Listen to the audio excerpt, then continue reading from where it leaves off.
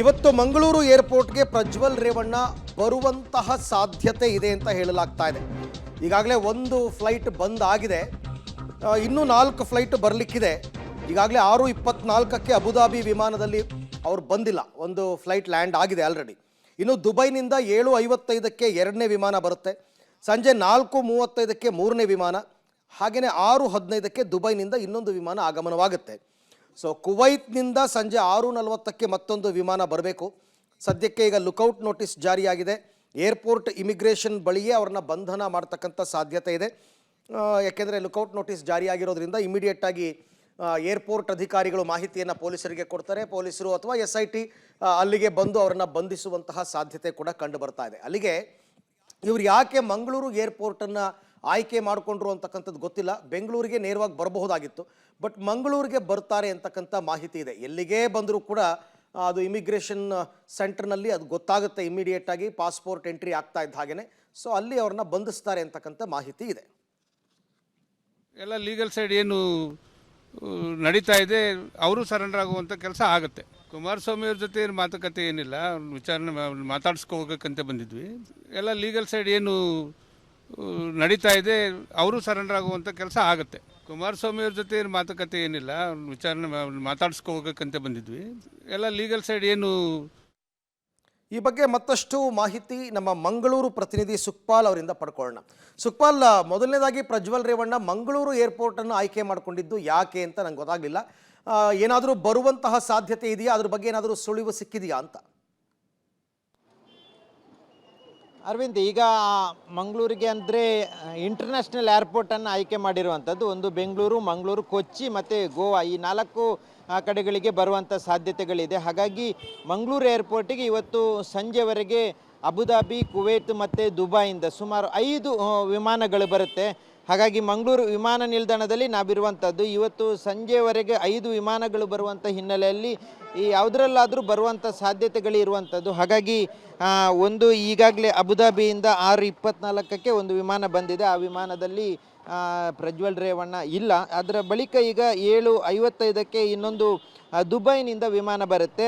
ಅದರ ಬಳಿಕ ಇರುವಂಥದ್ದು ಸಂಜೆ 4:35ಕ್ಕೆ ಸಂಜೆ 3ನೇ ವಿಮಾನ ದುಬೈಯಿಂದ ಬರುತ್ತೆ. ಆ ಬಳಿಕ ಇರುವಂಥದ್ದು 6:40ಕ್ಕೆ ಕುವೈಟ್ನಿಂದ. ಹಾಗಾಗಿ ಇಷ್ಟು ವಿಮಾನಗಳಲ್ಲಿ ಬರುವಂಥ ಸಾಧ್ಯತೆ ಇರೋದರಿಂದ ಒಂದು ಕಡೆಯಲ್ಲಿ ಮಂಗಳೂರಿನ ಸ್ಥಳೀಯ ಪೊಲೀಸರು ಇಲ್ಲಿಂದಲೇ ವಶಪಡಿಸಲಿಕ್ಕೆ ವ್ಯವಸ್ಥೆಗಳನ್ನು ಮಾಡಿಕೊಂಡಿರುವಂಥದ್ದು. ಅಂದರೆ SIT ಅವರಿಗೆ ಕೊಟ್ಟಿರುವಂಥ ಮಾಹಿತಿ ಹಿನ್ನೆಲೆಯಲ್ಲಿ ಮಂಗಳೂರಿನ ಬಜಿಪೆ ಪೊಲೀಸರು ಮೊದಲಿಗೆ ಅವ್ರನ್ನ ವಶಕ್ಕೆ ಪಡೀತಾರೆ. ಇಲ್ಲಿಗೇನಾದರೂ ಬಂದರೆ ಈಗಾಗಲೇ ಲುಕೌಟ್ ನೋಟಿಸ್ ಇರುವಂಥ ಕಾರಣಕ್ಕಾಗಿ ಇಲ್ಲಿಂದ ಅವರನ್ನು ಪ್ರಜ್ವಲ್ ರೇವಣ್ಣನ ಅರೆಸ್ಟ್ ಮಾಡಿ ಆ ಬಳಿಕ SITಗೆ ಕೊಡುವಂಥ ಸಾಧ್ಯತೆಗಳಿರುವಂಥದ್ದು. ಹಾಗಾಗಿ ಇವತ್ತು ಯಾವುದಾದ್ರೂ ವಿಮಾನ ನಿಲ್ದಾಣಕ್ಕೆ, ಅದು ಮಂಗಳೂರು ಆಗಿರ್ಬೋದು, ಕೊಚ್ಚಿ ಆಗಿರ್ಬೋದು, ಗೋವಾ ಆಗಿರ್ಬೋದು ಅಥವಾ ಬೆಂಗಳೂರು, ಈ ಎಲ್ಲ 4 ವಿಮಾನ ನಿಲ್ದಾಣಕ್ಕೆ ಅಂತಾರಾಷ್ಟ್ರೀಯ ವಿಮಾನ ನಿಲ್ದಾಣ ಇರುವಂಥ ಕಾರಣಕ್ಕಾಗಿ ಇಲ್ಲಿಗೆ ಬರುವಂಥ ಸಾಧ್ಯತೆ ಇದೆ. ಈ ಹಿನ್ನೆಲೆಯಲ್ಲಿ ಸ್ಥಳೀಯ ಪೊಲೀಸರಿಗೆ SIT ಅವರು ಸೂಚನೆಯನ್ನು ಕೊಟ್ಟಿದ್ದಾರೆ.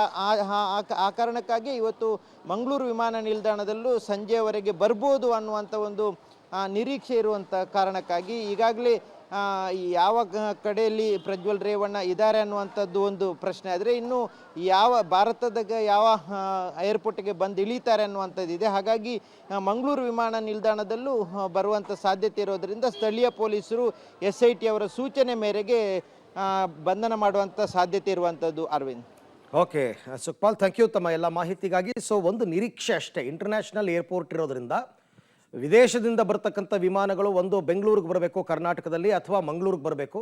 ಎರಡರಲ್ಲಿ ಒಂದು ಎಕ್ಸ್ಪೆಕ್ಟೇಷನ್ಸ್ ಇಟ್ಕೊಂಡಿದ್ದಾರೆ. ಅಥವಾ ಗೊತ್ತಿಲ್ಲ, ಕೊಚ್ಚಿಗೆ ಬಂದು ಎಲ್ಲಿಗೆ ಬಂದರೂ ಕರ್ನಾಟಕಕ್ಕೆ ಬರಲೇಬೇಕು, ಬಂದು ಸರೆಂಡರ್ ಆಗಲೇಬೇಕು ಅಥವಾ ಅರೆಸ್ಟ್ ಆಗಲೇಬೇಕು. ಲುಕೌಟ್ ನೋಟಿಸ್ ಇರೋದ್ರಿಂದ ಇಂಡಿಯಾದ ಎಲ್ಲ ಏರ್ಪೋರ್ಟ್ಗಳಿಗೂ ಕೂಡ ಈ ಮಾಹಿತಿ ರವಾನೆ ಆಗಿರುತ್ತೆ. ಹಾಗಾದ್ರೆ ನೋಡೋಣ ಎಲ್ಲಿಗೆ ಬರ್ತಾರೆ, ಎಲ್ಲಿ ಅರೆಸ್ಟ್ ಮಾಡ್ತಾರೆ ಅಂತ. ಈ ನಡುವೆ ಕಿಡ್ನ್ಯಾಪ್ ಪ್ರಕರಣದಲ್ಲಿ ಮಾಜಿ ಸಚಿವ HD ರೇವಣ್ಣ ಅವರ ಬಂಧನ ಆಯಿತು ನಿನ್ನೆ. ಅದು ದೇವೇಗೌಡರ ನಿವಾಸದಲ್ಲೇ ಬಂಧನ ಆಯಿತು. ಹಾಗಾಗಿ ಇಡೀ ರಾತ್ರಿ CID ಕಚೇರಿಯಲ್ಲಿ ರೇವಣ್ಣ ಅವರ ವಿಚಾರಣೆ ನಡೆದಿದೆ.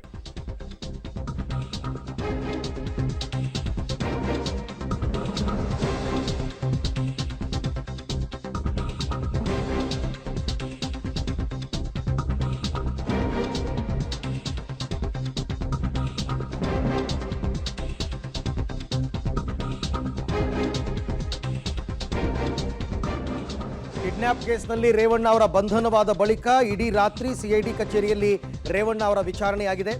ತಮ್ಮ ಮೇಲಿನ ಆರೋಪಗಳನ್ನು ಎಚ್ ಡಿ ರೇವಣ್ಣ ಅವರು ನಿರಾಕರಿಸಿದ್ದಾರೆ ಅಂತ ಮಾಹಿತಿ. ಇಲ್ಲ, ನಾನು ಯಾವ ತಪ್ಪನ್ನು ಕೂಡ ಮಾಡಿಲ್ಲ ಅಂತ. ಇವತ್ತು ಮಧ್ಯಾಹ್ನನೋ ಸಾಯಂಕಾಲದ ವೇಳೆಗೋ ಅಥವಾ ಬೆಳಗ್ಗೆನೋ ಜಡ್ಜ್ ಮುಂದೆ ಹಾಜರುಪಡಿಸ್ತಾರೆ. ಯಾಕೆಂದರೆ ಇವತ್ತು ಭಾನುವಾರ ಆಗಿರೋದ್ರಿಂದ ಮನೆಯಲ್ಲೇ ಹಾಜರುಪಡಿಸಬೇಕಾಗತ್ತೆ. 18 ಕಾರಣವನ್ನು ನೀಡಿ ರೇವಣ್ಣನ ಕಸ್ಟಡಿ ಪಡೆಯೋದಕ್ಕೆ SIT ಅವರು ತಯಾರಿ ಮಾಡ್ಕೋತಾ ಇದ್ದಾರೆ. ಮತ್ತೊಂದು ಕಡೆ ನಿನ್ನೆ ಬೌರಿಂಗ್ ಇನ್ಸ್ಟಿಟ್ಯೂಟ್ಗೆ ಕರ್ಕೊಂಡೋಗಿ ಅವರ ಮೆಡಿಕಲ್ ಚೆಕಪ್ ಮಾಡಿಸಿದ್ರಲ್ಲ, ಅದರಲ್ಲಿ ECG ಮಾಡಿದಾಗ ಸ್ವಲ್ಪ ವ್ಯತ್ಯಾಸ ಕಂಡುಬಂದಿದೆ ಅಂತಕ್ಕಂಥ ಮಾಹಿತಿ ಇದೆ. ಈ ಹಿನ್ನೆಲೆಯಲ್ಲಿ ಇವತ್ತು ಜಯದೇವ ಹಾಸ್ಪಿಟಲ್ ಅಥವಾ ಇನ್ಯಾವುದಾದ್ರೂ ಖಾಸಗಿ ಆಸ್ಪತ್ರೆಯಲ್ಲಿ ಅವರಿಗೆ ತಪಾಸಣೆಯನ್ನು ಕೂಡ ನಡೆಸ್ತಕ್ಕಂಥ ಸಾಧ್ಯತೆ ಇದೆ. ಹೃದ್ರೋಗ ತಜ್ಞರು ಅಂದರೆ ಕಾರ್ಡಿಯಾಲಜಿಸ್ಟ್ ಯಾರಿರ್ತಾರೆ ಅವರಿಂದ ಒಂದಷ್ಟು ತಪಾಸಣೆಗಳನ್ನು ಮಾಡಿಸುವಂತಹ ಸಾಧ್ಯತೆಗಳು ಕೂಡ ಇದೆ. ಒಂದು ವೇಳೆ ಏನಾದರೂ ತುಂಬ ವೇರಿಯೇಷನ್ಸ್ ಇದ್ದರೆ ಮಾಡ್ತಾರೆ, ಮಾಡಲೇಬೇಕು ಪ್ರೊಸೀಜರ್ ಪ್ರಕಾರ. ಅದಕ್ಕೋಸ್ಕರನೇ ಮೆಡಿಕಲ್ ಟೆಸ್ಟ್ಗಳನ್ನ ಮಾಡೋದು.